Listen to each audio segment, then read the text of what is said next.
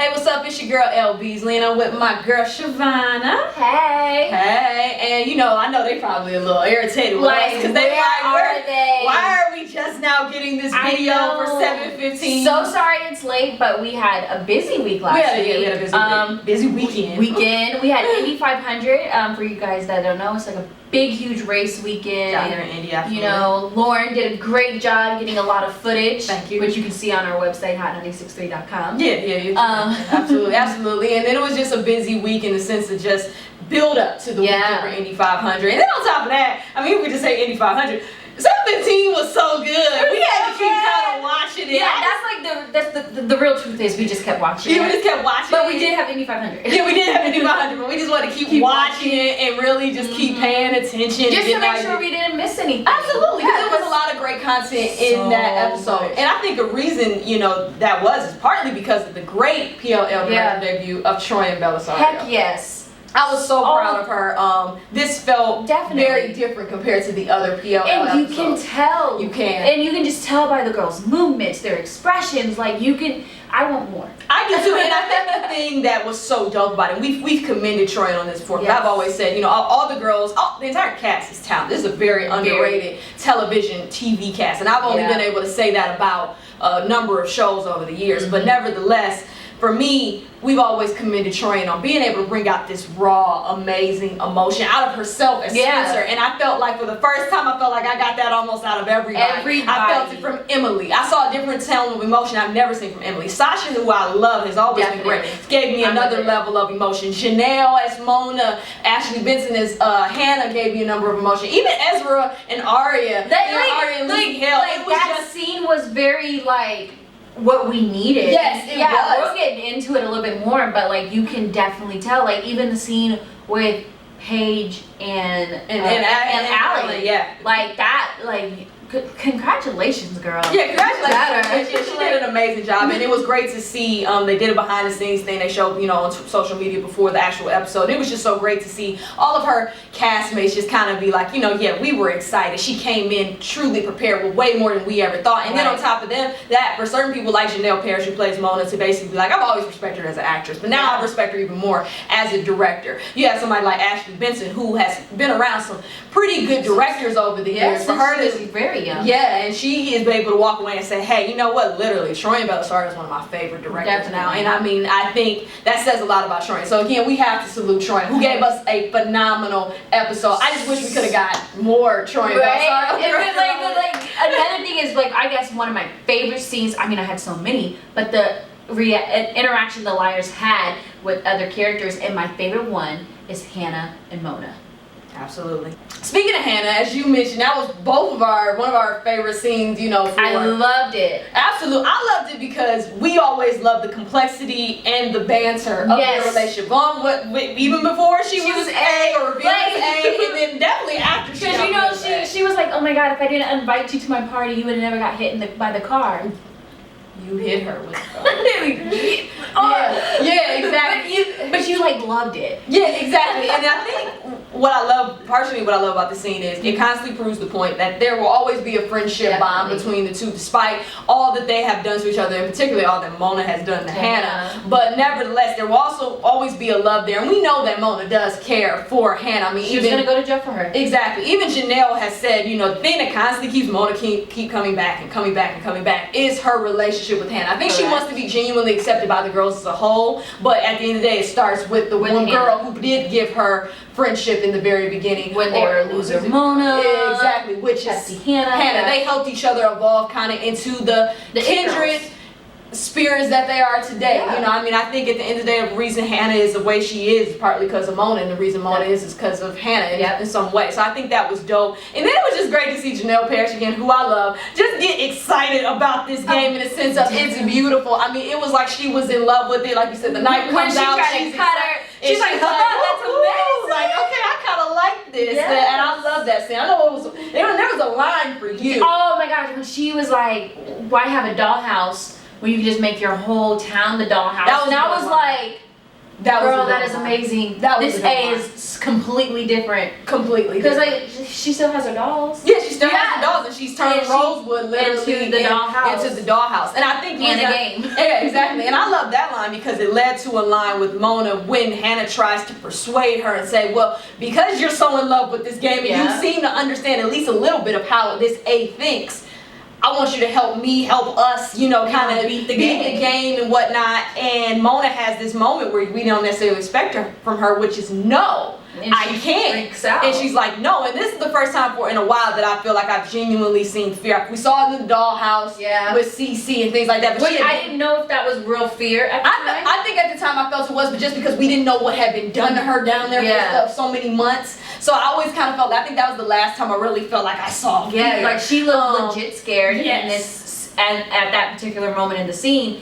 And I feel her because she's saying this is an addiction. Yeah, this is an And addiction. like you've pointed out many times, no one else said that besides Cece. Yeah, Cece was the first one. She talked to Allie in the, after the whole, you know, I'm A reveal. She basically admitted when she was supposed to be going to Paris and leaving everything alone. She Yeah. was kind of like, no, this It is was an calling addiction. her. Yeah, it was calling me. This is an addiction. But like you also mentioned, Mona went more into details in the sense of it's not just an Definitely. addiction in the sense of we call it addiction. We're calling it addiction in the sense of manipulation can be an addiction. That having this much power over people's lives and being able to gain and control their emotions and force them to do things your way is very, very scary, but yet exhilarating. And Yeah. for Mona to kind of admit that says a lot. And now it leads us with Hannah kind of leaving us with this moment where she kind of almost in her own way manipulates too. Mona in the sense of, well, wouldn't it feel good to beat the person who built this game that you're so in love with? Wouldn't it feel good to one up this person? It leaves us kind of questioning, well, what does that mean next? Now for Mona in the sense of like, is it gonna be like, okay, at first she's gonna start to help the girls to try to beat this game with the girls,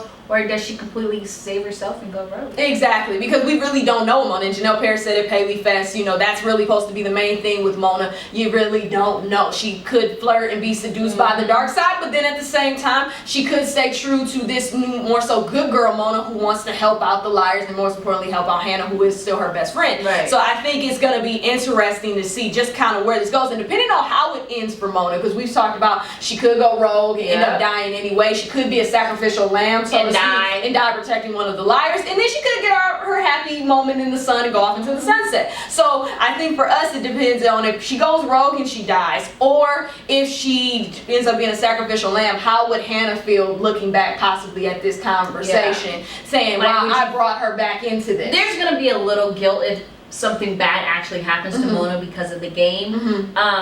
But definitely, I just hope she admits her guilt. Absolutely, absolutely. I'm hoping there is no guilt to make. Exactly. I'm hoping Mona gets her I happy moment. in the sun. Again, Mona's the girl we hate to love. Yeah, love to hate. Love to hate. Either way. Right, yeah, either way. Either Yeah. way. I just don't want nothing really bad to. Yeah, I don't want to. Like, yeah, I cause don't like think you that. know when they said she like died, I was like really kind of sad. Yeah, no, I was sad. Yeah, I love I was Mona's like, character. no. Mona's a very, very dynamic character, and I would love to see her get her happy ending. But I also understand that not everybody beyond the liars is gonna get their happy ending. So Mona could be one of those people. But I'm very interested to see how they kind of end this whole Mona arc, because it's gonna be interesting. It's definitely. Definitely. That is one major relationship I kind of just want to last. Yeah, absolutely. I couldn't agree more. Speaking of relationships, one liar's relationship could be headed finally on the right track. Might not be. If you guys don't know what we're talking about Aria. And we needed it. We needed it. We had two big moments with Aria where we were like, okay, one moment we were like, yes, Aria, Yes, girl, you go, tell girl. him. And then the other one was kind of like, you bitch.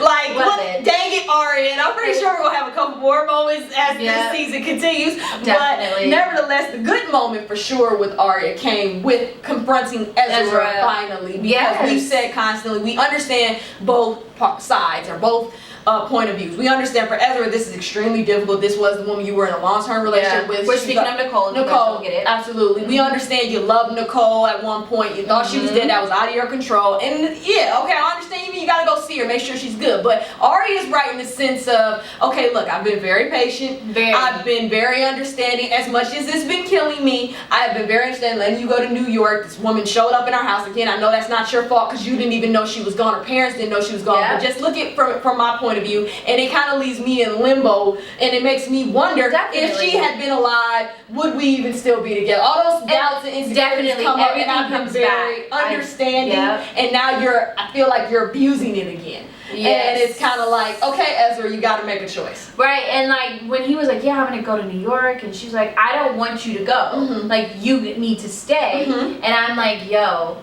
that was probably very hard for her to say. Absolutely. But it was very strengthening, and later on she apologized for how she said it. How she said it. Yeah, how she said it. And I didn't even think she needed to apologize for that. I mean, at the end of the day, you didn't yell at him, you didn't crucify him. I mean, it wasn't anything like that. It was just your emotions coming out in the sense of, I don't know why you feel the need to do this so much, but you need to figure it out. Because at this point, and I think, of course, some of this added emotion is because of the dark Arya. The dark Arya. She's stressed about that. But I think also in a certain sense of just, hey, look, you need to make a decision because this isn't right and fair to me, and it's very true. So I wasn't sold that he came back because his flight got canceled. Which we said he got scared off. I think he was personally at the airport to meet somebody, and that person was already meeting someone else. Definitely, which we're going to talk about. But then he got baffled and just was like, "Let me go home." Yeah, let me go home. So I'm not the whole my flight got canceled. I decided not to go because all of them were delayed. Yeah, so in his whole thing, I decided not to go. That just didn't fit with me. I felt like, no,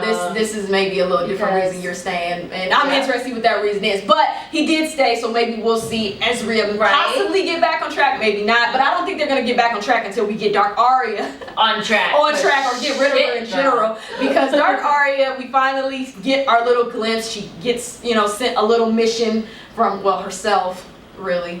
That is so weird. But I love that because it was just different. Because like instead of just giving us this person in a hoodie, this black face covered hoodie and whatnot, it's like, well, let's give you your face, but in these different dimensions. More trusting, I guess. And I think it just shows you how intelligent, how different this is compared to what Mona was, compared to what Cece was. Definitely. Unless it's Cece. But that's no hero there. That's no hero there. That's a totally different conversation. But I think for me with Dark Arya, I think our biggest things are until we know her motivation. Right. That's really been our biggest. What's in that file? What's in that file? Because at this point, that's really the thing we don't know. We know, AD says, hey, I got this file. It'll not only affect you, but it would affect Ezra, and then it would also affect Ezra's life as far as he could be in jail for whatever's in this file. And we have our theories on what it could be. Some people have brought up Iceland. We like the theory about Iceland, but the problem is how does it affect Ezra? Exactly, because we're like, as far as we know, you had never met Ezra back then. You didn't meet Ezra until after you came back. Now we know Ezra knew of you, but you didn't technically, or at least as far as we know, we're never supposed to know about Ezra. So one of our favorite theories is that she might have got pregnant during that time in high school. Now what time? We've said it could have been early on. Around the whole, the stepmama wannabe. Yeah, when Meredith was around trying to resume a relationship with Byron. It could have been around the time that all the drama about Ezra's book came out, and they thought at one point he was and all this other jazz. So we were like, well, any of these times she could have. We know they obviously had a sexual relationship. It's possible she could have got pregnant and then either aborted the child for certain reasons, or she could have miscarried. And we also know that would affect her and Ezra's relationship, no matter what the reason, because either you didn't tell him or you aborted the child without ever telling him, and we know he already lost the kid when he thought Malcolm was his. So you went out and stuck your nose in. Exactly. So I could definitely see that affecting the relationship, and then because it happened while technically she was in high school, he could be charged with statutory rape, depending on the statute of limitations in Rosewood, which of course is a fictional world, so they can change anytime they want. So that's the only theory for us that we've heard so far that has really made sense, that it would include Ezra going to jail. But there are some other good theories out there. Unless she set up Nicole, but so I'm very. Which would be an interesting one, but I don't think she could come back from that one. Well, that's why he would pick Nicole. Yeah, but then at this point, she wouldn't be smiling in these finale pictures because I don't think anybody would forgive you for that one. Either. So at this point, I think for Dark Arya, until we kind of see what the motivation is, and is this really to cover your secrets, depending on what they are? Or is this because you really want to protect the liars, and this is like kind of how Toby did back when he went on the 18, kind of the same thing when Spencer went. Is this your way of kind of trying to protect your girls and your family, or is this just because you want to cover up whatever big secrets you have? Yeah, and one thing that that bothers me, I feel like she had so many opportunities to kind of like slip a note or something to let one of the liars figure it out, and hopefully I want Spencer to be the one, because she always is, to be like, you know what, wait a minute. Team Sparia. Like, what's wrong with you? Yeah, what's wrong with you? Might get a Team Sparia moment. So I'm very, very interested. It looks like Dark Arya's going to continue to piss us off in this next episode. So I'm interested to see what that. Oh, I know you're going to be mad. Oh, I'm going to be mad. And then we'll talk about that as we get moving forward. But yeah, I think for Dark Arya, it's just for me, it's fun to see Lucy help play this different role. Yeah. It's just at the same time, for me, from a character standpoint, it's like, I need to know why you're doing this. Is this to cover your own butt, or is this because you want to protect your sisters, your friends, your family? Or is this kind of a little bit of both? I want to protect my own butt and I want to help you guys, or is it just plain selfish? So I just want to kind of see where we're going to go with this arc with Dark Arya. Me too. I'm with it. You with it? I'm with it. Speaking of Team Sparia, since we would like Spencer to be the one to maybe kind of figure out Arya's Dark Arya, so to speak. Yeah. You know what I really want? I really just want Spencer to just have a nice, peaceful day one day. Yeah, like, girl, be stressing. Just stressing. Alright, you got shot. She got shot. After you got shot, your family's not your family. That's who you thought they were. Right. And then your mother marries in the wind, missing. You haven't seen her, haven't gotten any answer from her. Right. Your ex-boyfriend, who I call the love of your life, just lost his wife, and he's grieving and fishing with your ex-boyfriend, who's now back with your Hannah, who's your best friend. Yeah, girl, honey. It's just a lot going on. And then you had your first fight with your new boyfriend. Yes, you're having a bottle note passing in the door with your mother. Honey, you're going through it. She's going through it. And I think the first tension for me with Spencer started off, of course, with her mother. Because I just feel so bad because she already feels so out of whack and out of place with her own family after finding out all these secrets. And then on top of that, right, exactly. Now she's kind of like, I need my mother, my actual biological mother, because I have questions that only she can answer. Definitely. And then she kind of drops this bomb on me, and I'm kind of feeling like, do you not want me? And then finally, she kind of gets this form of communication, which we're not even completely sold. It is Mary who was communicating. We at one point said, and at least I said at one point, I thought it might have been Detective Fury, because as you mentioned, they had some tension early on in the episode. But then after that, I kind of was, once they had their later scene, which was filled with even more tension, I was kind of like, okay, well, no, it's not Marco.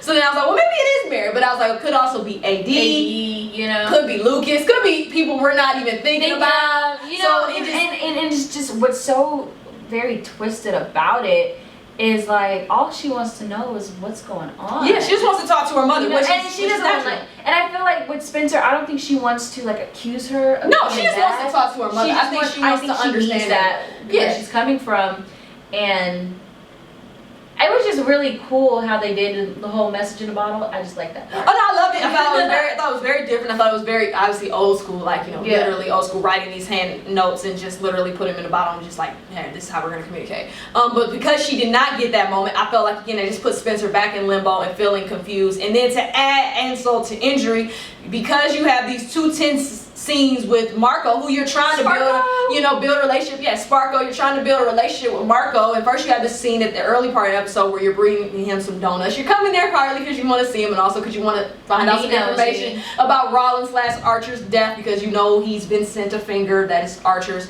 And he tries to trip you up, and it's tough because this is the first time Marco really is showing his true colors. And I don't even think that's their true colors. I think he's a good guy. I think he's just I have a job to do, and right now, if you're a good cop and you do your job well, technically it is starting to look like these girls are linked to his murder, and it makes sense. And you can tell he doesn't want to do it. It's just more so in the sense of, I have a job to do, Spencer, and if that means that you did it or somebody you know did it, I kind of have to arrest you. I have to arrest that person. So at least it is tense scene. Of course, Spencer covers her tracks in that conversation, but then it leads to a more. I didn't know he was dead. Right.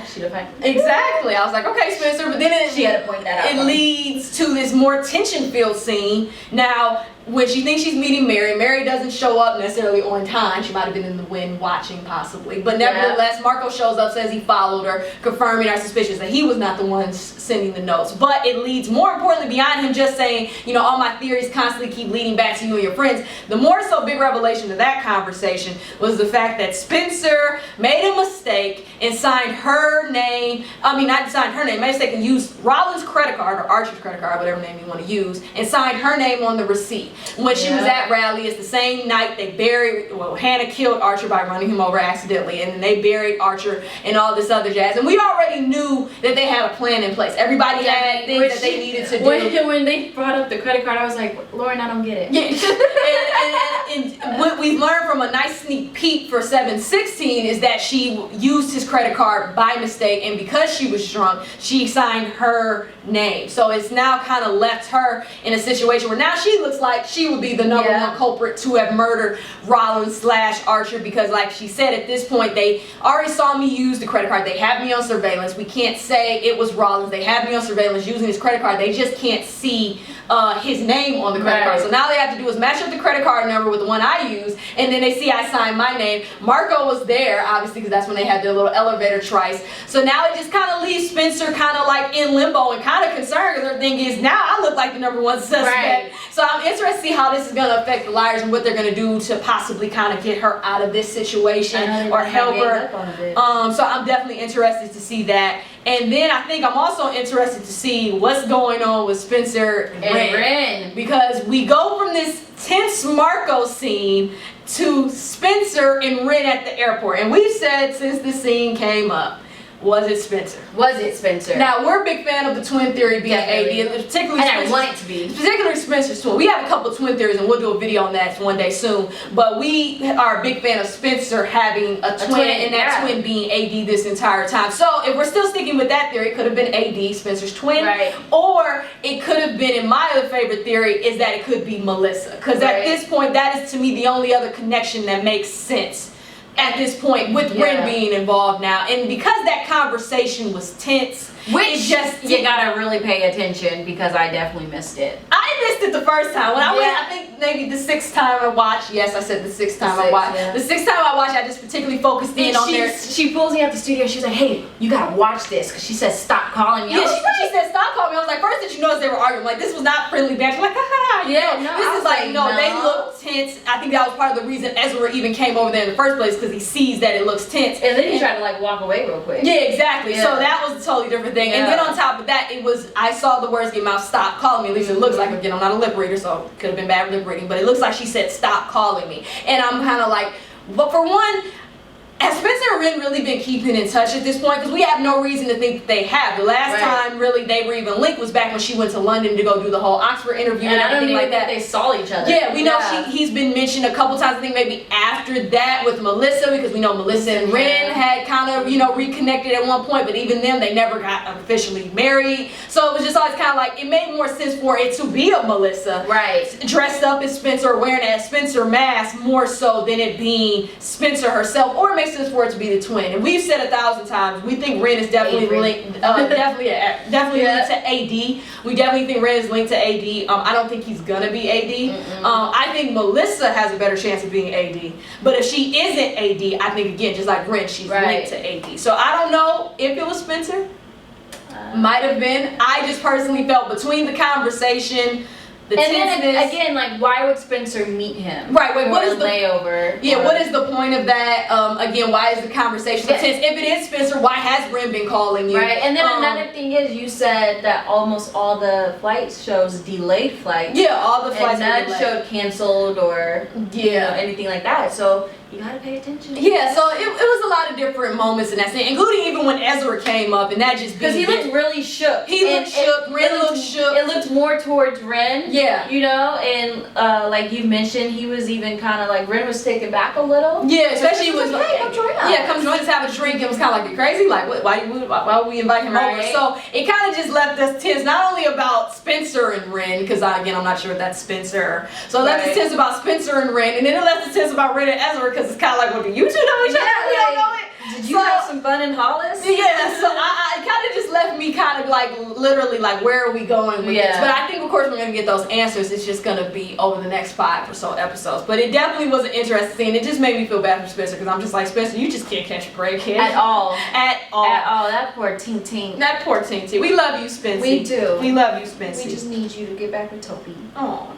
Or Sparko, because I'm for that. Oh, yeah, I'm for you. But I just want Spencer to be happy. So if it's with Toby at this point, go ahead. Go right ahead. As long as it makes sense. And if it's the end game. And if it's Sparko, I'm fine. AKA Marco and Spencer, I'm fine with that too. Me too. You know who else I want to be happy? Yeah, I want Emily and Allison. Yeah, my favorite couple. I want Emily and Allison. I want my Emerson to be happy. And I feel like we're finally on the path. Definitely. To making sure they get I am so happy that we found out it was Emily's baby.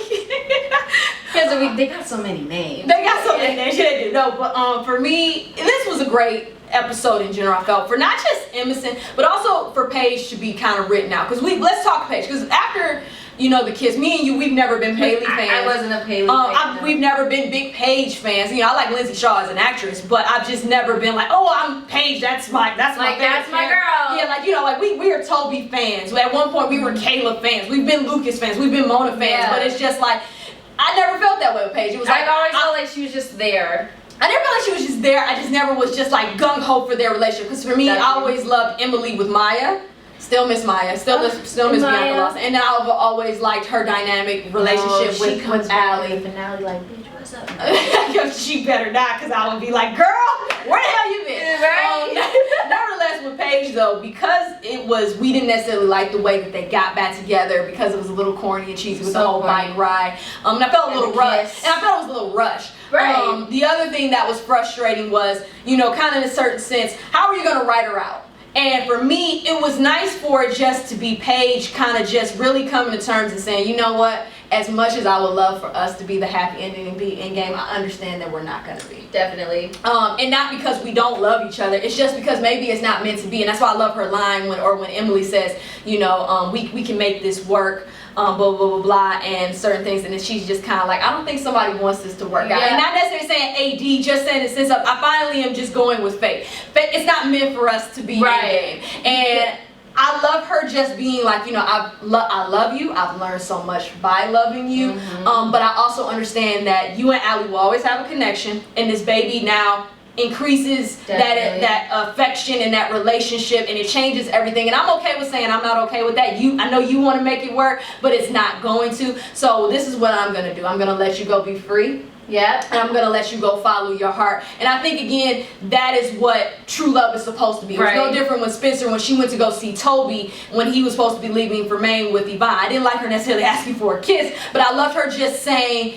you deserve that big, beautiful love. Because to me, true love is understanding you want that person to have love, even if it's without you. And one thing about Paige's whole exit scene is she got both of Emily's truth. She got Emily to admit her truth a little bit. Yeah. And then she got Allison to admit hers. And I think that was the biggest thing.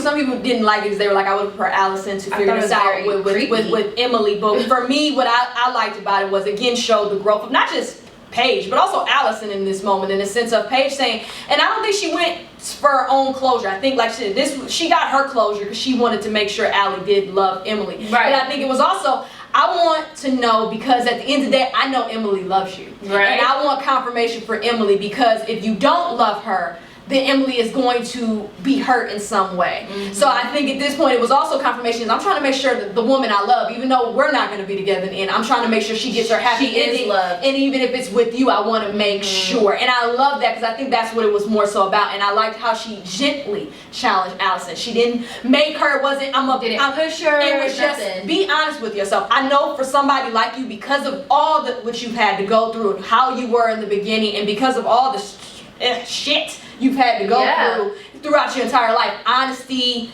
is not easy for you. Admitting things to yourself. And I think love is a foreign concept to Allison, because I think she doesn't really fully understand what it is for her, because she thinks, every time I think I have loved somebody, this is what happens. Right. So I think Paige kind of forcing her to just be like, hey, just try it. And it led to this beautiful moment with Allison. And that goes back to what we said. Just admitting her love for Emily. It wasn't labeled. I didn't need her to say she was gay. No. I didn't need her to say she was bi. I didn't need her to say any of that. All I needed her to say was, this is how I feel about Emily. And even though she didn't necessarily say the words, I'm in love with Emily, it was the way it was told. Yeah, it was the way it was told. It was the way it was said. And again, going back to the great acting of Sasha Peterson, and then going to the great directing of Troy Belsar, the lost look she gets in her eyes, in the sense of where she's literally almost floating and just is saying all these things about Emily. I know how I feel when she looks at me. Because when she looks at me, you want to be better. Not just for yourself, but for her. You want to be that person. I've never felt this way. And the point where she literally gets this lost look and has to like wake herself up like, I didn't answer your question, and Paige in so many words like, yes, you did. And now I can leave, even though my heart is broken because I would have loved to be with Emily too. I can leave knowing that you truly do love her and she loves you, and that if you guys are honest with each other, you can have this in themselves. You guys can walk away and be happy. And at the end of the day, even if I don't care much for you, Allie, I want that for Emily. Yeah. So I'm happy for you. And I love how she walks away and also kind of just says, you know, even though she knew Allison had decided, you're gonna have a beautiful baby. Yep. You're gonna have a beautiful. And I think, I think with Allison finally getting to her truth, that also helped her decide about keeping the baby. It did. Because one of my favorite scenes in the show was their connection towards the end. Yes. She was like, thank you. And I was like, yeah, and I love how I love Emily just because she, even though she wanted to have baby, she never pressured her. Right. It was just honestly like, look, Allie, you asked me what I wanted, now I'm telling you. If you choose not to, I completely understand. Right. And like you said, the scene was so beautiful between them at the end because it's just so heartfelt in the sense of, you know, I'm going to have this, but I'm going to need your help. And she's like, we're going to do this. There's no I anymore. No matter what, they're not even talking relationship. They're just talking about being with each other. Baby Emerson. But baby Emerson. This is about baby Emerson. I'm going to help you. We're going to help each other. And like you said, the thank you. And I love Allie's line, thank you for trusting me. Because I think at the end of the day, she's not used to people trusting her. And after everything that has happened, it is easy to understand why. And Emily continues to trust you with these big moments and these hard decisions. That could break her heart. But her thing is, thank you for trusting me. And I think, again, it just solidifies the Emerson in-game beginning. So I'm excited for them. I am too. Because, like, you know, I'm not, like, I don't care for them. Like, I like the couple. Right. Don't get me wrong. No, you're a Spobie and a Halo fan. As long as they get it, I'm Spobie and Emerson. So we are very strong-minded about it. We don't care about it, Ariana. Yeah, we don't care about it. But all I'm saying is, but that was such a great moment for me, and I loved it. I loved the love they shared with each other. And it's more necessary, like, no matter what Allison does to anybody, Emily's always going to see that good in her. Oh, absolutely. And I think that is just beautiful. It is beautiful, and I think that's the beautiful thing about the relationship. That's why, again, I didn't want them to label it. I just wanted it to truly be, because I think that's always been a thing. Love is love. That's always kind of been the preaching of Shay when she talks about Emily and how she felt about playing an LGBT type character. Is that I don't like even labels. I just believe love is love. You fall in love with love. You fall in love with who you fall in love with. If it's a man and you're a woman, great. If it's a man and you're a man, fine. Who cares? You love who you love. If you're a woman, it's another woman. But the same thing is, we're all gonna die the same. So I think for me, I love that just in the sense of it. Just that moment with Sasha Peterson again. Big shout out to Sasha Peterson. Big shout out to Troy Bellasar. That scene where she is explaining what she feels. That was the most beautiful scene. I loved it. It was amazing, and I think all our characters, you know, are getting kind of their closure that they've been very heavy on their hearts these past 5 episodes. So I'm excited for the next episode. I'm excited for the next episode. I'm excited for the next 5 episodes. We only got 5 left. We got 5 left. It's getting good. 7/16 is going to be great just because, again, we have all what's going on with Spencer now with this whole, you know, using Rollins' credit card by mistake and signing her name. The girls finally get to confront Lucas. Yeah, girls will confront Lucas. We're going to get some answers hopefully from him. We're going to see where this dark Arya leads us. We're going to get more Emerson. I'm pretty sure we're going to get some more Halo. We're going to get some Spobie eventually too. So I'm just excited. These next 5 episodes are going to be I read he will be in this episode. He may be. Whenever he appears, I'm always happy to see Keenan Allen. So I just, like I said, it's gonna be a lot of great moments, I think, coming up for sure. We only got 5 episodes left. I can't believe we're coming to an end, but I'm excited for 7/16, and I'm excited for the remaining 5 episodes. So it's gonna be good. You know, and make sure you tune in because we definitely have our AD theory video coming. So keep a lookout for that. Yeah, new one. And we have a new one with some new theories, a little bit more facts. We got some other videos coming, so be on the lookout. But don't forget to tune in to PLL on Tuesday night on Freeform. Yep. Yes, sir. Bye.